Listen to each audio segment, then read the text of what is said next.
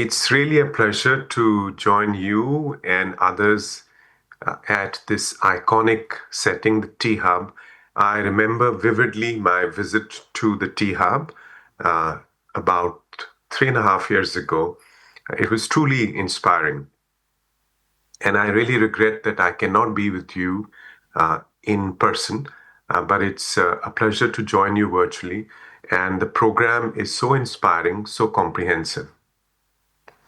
Now, you asked me to share some reflections as uh, a prelude to our question and answer session. What perhaps I can do is give you a snapshot, a time stamped snapshot of what the Office for Digital and Emerging Technologies at the UN, which I have the privilege of leading, is engaged on currently under this overall vision of building an open, free, secure, empowering, sustainable digital future. And of course, this future cannot be built by governments alone, cannot be built by big corporations alone. It has to be built bottom up by citizens, by communities, by entrepreneurs, by innovators across all sectors. Yes, entrepreneurs can exist within governments as well. So we need to take this community centered, community focused, citizen empowering approach to building the digital future that we all deserve, that we all aspire to. And that's the main focus of the Office for Digital and Emerging Technologies. Our charter, in a way, is the Global Digital Compact, which was adopted by leaders coming together at the Summit of the Future in September 2024. This has a set of principles, but principles are not enough. We need a solid action framework. And we were fortunate that the GDC, the Global Digital Compact, came up with this action framework across 5 objective areas, from bridging the digital divide and accelerating progress on the sustainable development goals, let's call it digital for development, to an inclusive digital economy which works for all companies, all countries, all citizens, to building safety and trust and protecting human rights online, and then new areas around data governance and artificial intelligence. Just recently, we've had a breakthrough in establishing global standing mechanisms for the governance of AI. Governance in the interest of everyone on this planet. So, first of those standing mechanisms is an international independent scientific panel on artificial intelligence, which would bring together 40 eminent scientists from around the world to give us regular assessments of what this technology is, what its opportunities and risks are, and how we can craft better policies in the light of this scientific evidence. Do not think that this is just a scientific exercise, an abstract exercise, some kind of a literature review. This addressing of information asymmetries is fundamental to building an inclusive and empowering future with AI. The second standing mechanism is a global dialogue on the governance of AI. You know that different countries are taking their own approach to the governance of AI, and sometimes these approaches can be uh, not interoperable. They can be based on different normative frameworks, and it's important that we try and connect them somehow through this dialogue so that countries, big or small, can learn from each other. And most importantly, every country, big or small, rich or poor, has a seat at the table in crafting the rules of the road, in shaping the AI future. So, this is the intent of this inclusive AI governance dialogue at the United Nations. A third pillar of our approach to the governance of AI for all humanity is building capacity. And this is where I like to close my opening remarks. capacity building is most essential for inclusive governance. The capacity of government officials to understand and deploy this technology, the capacity of teachers and students in terms of AI literacy. Where is AI useful? Where to apply it? Where not to apply it? The capacity to understand misinformation, disinformation, deepfakes coming from the AI misuse space, and of course, capacity to innovate across domains: agriculture, health, education, environment, coming together with AI and computer sciences to drive progress on the Sustainable Development Goals. The SG has proposed in a report that the member states asked him to present a global fund on AI of up to $3 billion for urgent investments in the 80-90 countries that are most at risk of getting left out of this AI wave. There are also preparations for uh, better coordination among funders and also building a network of capacity building centers around the world so that we can emphasize collaboration rather than competition and scientific cooperation in terms of driving progress on the Sustainable Development Goals through open sourced AI models, shareable use cases, collective work on data sets, trainings, and other aspects of AI capacity building. So I'd like to turn the floor back to you, Abner, and look forward to the questions. Thank you so much, sir, for the opening remarks. And I think without further ado, I'll request for the first question. Thank you, sir. I wanted to ask you, although I have passed my youth, but I still wanted to know if, like, how really can younger generation, really influence the global norms in terms of, making priority the community rights over corporate rights, and also to add on to the global digital compact framework that we were talking about. So how does it really, again, like, bring back to center the issues of ethics, consent, and more ethical sharing of data, to be honest? Yeah, these two questions, if you could answer. Thank you, sir. Right. So I'm sorry, somehow I cannot switch on my camera, but I hope you can still hear me. So I think the question, as I understood it, is about, the engagement of youth in crafting this future that we speak about. I think uh, wherever I go, Africa, Asia, Latin America, Europe, North America, really the tech future is being written by young people. They are overturning orthodoxy in some of our approaches to AI. They are coming up with great innovations in terms of how infrastructure is brought together, engineered in a sense, for more powerful AI models. And without exception, they're all highly motivated and driven by what they believe is their vision of the future. I think if we have to shape the AI future, then we have to have a dialogue, we have to have engagement, and we have to have leadership from these young innovators. So, my focus is that the GDC, working together with the new Youth Envoy at the UN, should be landed in context locally where these innovators are the most active.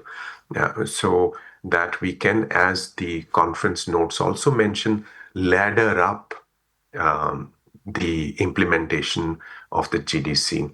Now, this can work in various ways. There is, of course, the aspect of participation in policy discussions where youth bring their perspectives and can shape policy for a better digital future. But it's also about specific themes like data. How's data collected locally? How is it governed?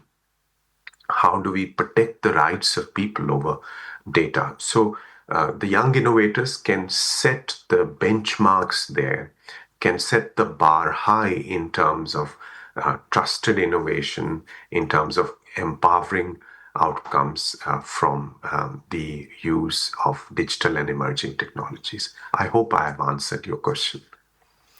Yes, yes. Thank you so much, sir. Do we have a second question? Yes. Hello, sir. My name is Betri. And the next question that we wanted to ask is despite UN and other initiatives really trying their best to have more grassroots voices at the global table, but we still see that there are certain limitations that you must have been facing in the process. I wanted to understand what those challenges are from a global lens and what are probably more diverse strategies that you guys are employing in dealing with such problems. Thank you, Maitri. The biggest challenge today is that there is a kind of selfishness, a kind of me first that has descended on international engagement. So, to build cooperation, to build solidarity in the face of this selfishness is our biggest challenge. Uh, there was a time when, development was seen as creating a shared and let's say beneficial future for everyone. Today we struggle with that, and therefore I think what we need to do is again go back to a people-centric democratic approach where you bring the voices of the people, voices of communities, to sort of dampen this selfishness and promote solidarity, promote international cooperation over my nation, my interest first. Now, you may have heard of other challenges around financing, around difficulties in terms of financial resources, and those of course are being addressed. The Secretary General has launched the UN80 mission this year. It's the 80th anniversary of the United Nations, to address some of these challenges. And I'm confident that by readjusting how we deploy those resources, by achieving more efficiency in the way we work, and even by re examining some of the mandates. Like this is a new and emerging areas, and of course, the UN has to be fit for purpose. But there are obviously old mandates that need to be relooked at. Are they still relevant today? And if they are, can we deliver them differently? So, this is important for the UN to not only, let's say, navigate this current problem around financial resources, but also to build credibility with communities, with countries around the world, that the truly inclusive platform that the UN is can not only ensure inclusion and the participation of diverse voices, but it can also deliver value for all countries, all communities around the world. And again, I come back to your point about diversity, diverse voices. The UN, in a sense, is a reflection of that sentiment at the global level. And therefore, that's what, in the 80th year of the signing of the UN Charter, that's what we have to continue to be inspired by. Thank you. Thank you so much, sir. Is there a third question? Hello, sir. So my question for you is, with misinformation being supercharged by generative AI, how do you envision global government's framework balancing freedom of expression with the need for AI accountability and content integrity? Right. So, this is one of the biggest challenges, risks we face with AI, especially its new avatar, which is Gen AI. So the plausibility and the believability around some of the content that's generated is very high because this technology has got better at handling text, audio, and video. So, in terms of global governance, we have a set of principles. I mentioned the Global Digital Compact, have a set of approaches, including the UN's principles on the integrity of public information. Now, the challenge for us is that these global governance frameworks, these guidances, need to be translated into accountability for platforms, for companies, and that can only come through national law, national, let's say, executive decisions or frameworks. And this is where our focus at the UN is to work with countries that are leading this work, that are highlighting these issues. For example, the European Union, but also recently Brazil, as the former chair of G20, as the current chair of the climate change discussion, has taken a lead on. To give you a concrete example, recently the UN has worked with Brazil on a set of concrete actions around misinformation, disinformation as it relates to climate change, which for us at the UN, along with the misinformation, disinformation about peacekeeping operations and health. So these three areas are really critical for us.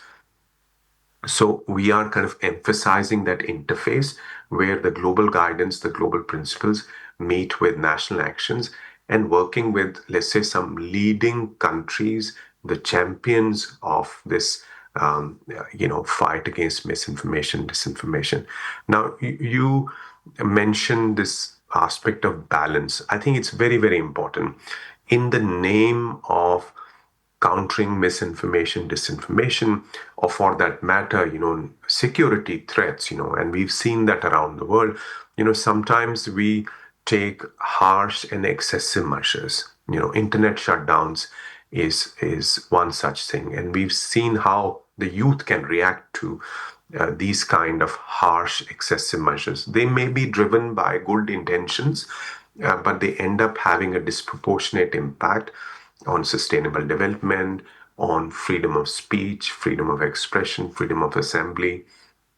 So I think, again, national governments, local governments have the duty to weigh these different aspects carefully before taking actions in this space. And this cannot be really written in stone. It has to be a dialogue. It has to be a constant updating and conversation.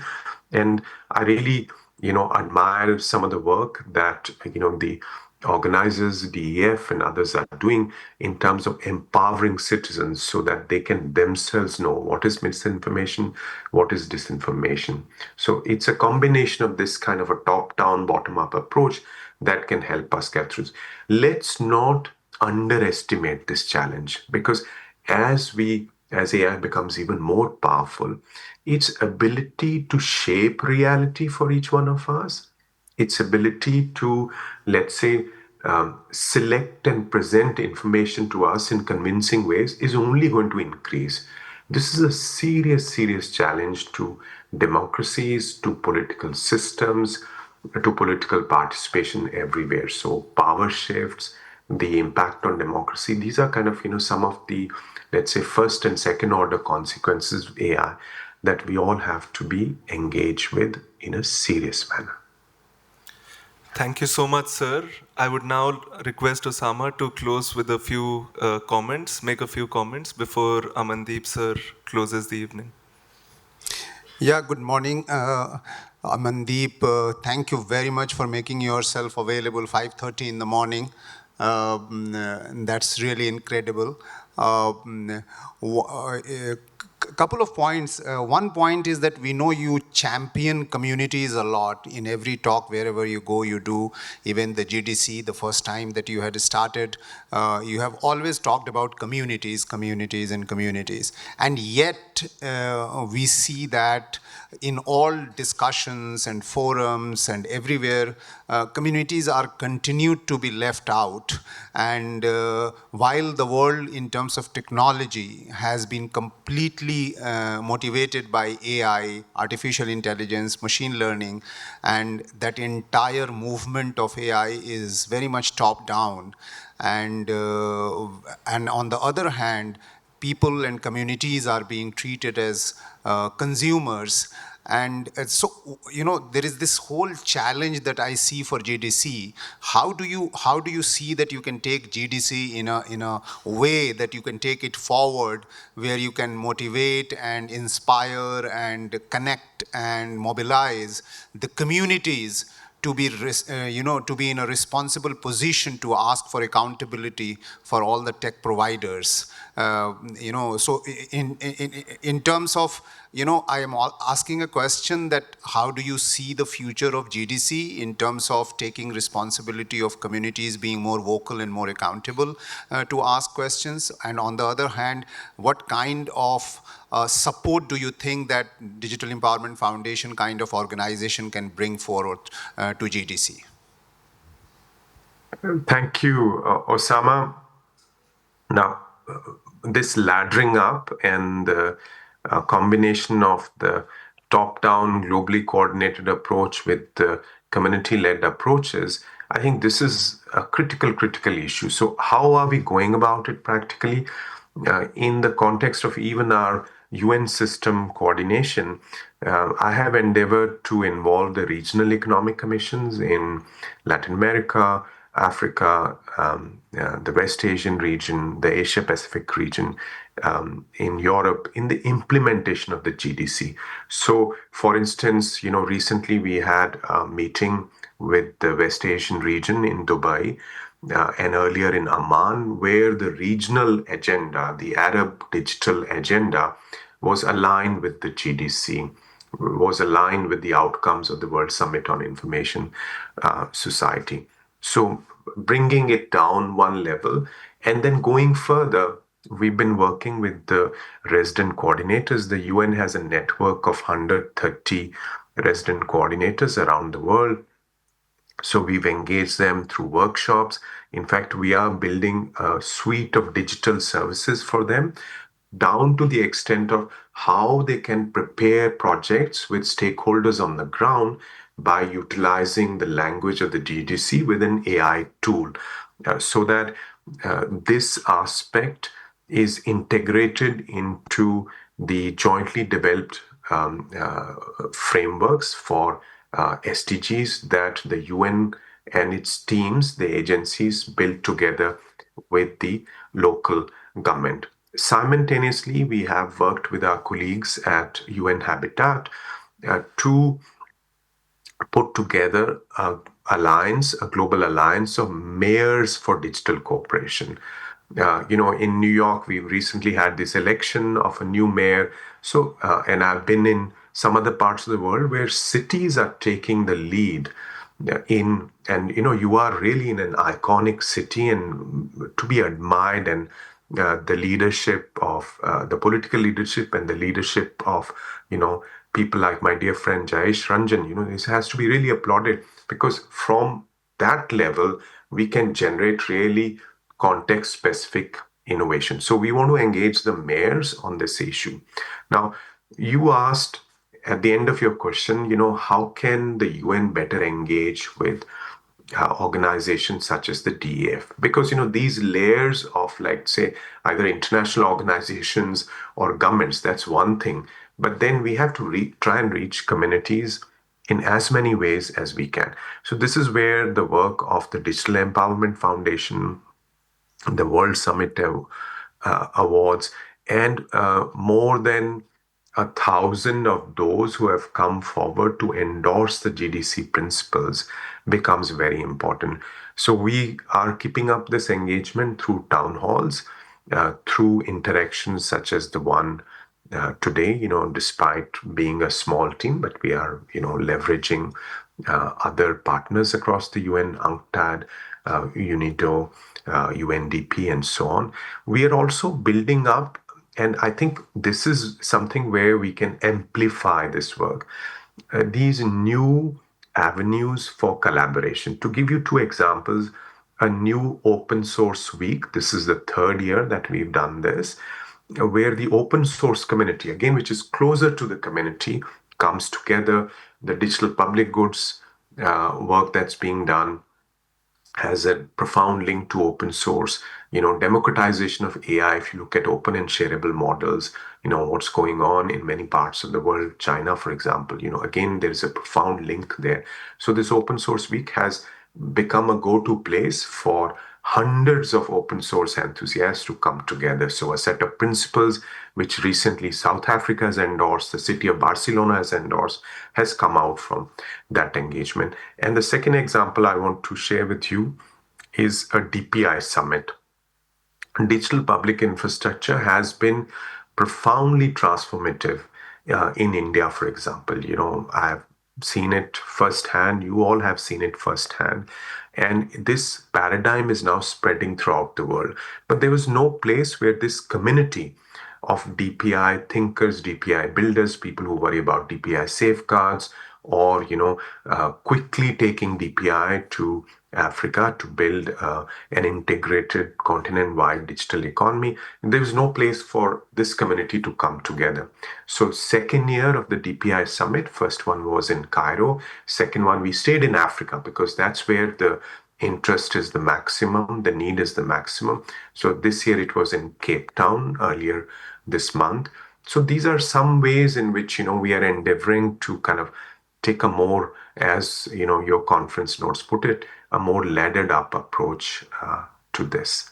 And Osama, really thank you so much for partnering with us to ensure that the GDC is not just some kind of an abstract global top-down framework, but it's a living, organic, bottom-up approach to building an open, free, and empowering digital future.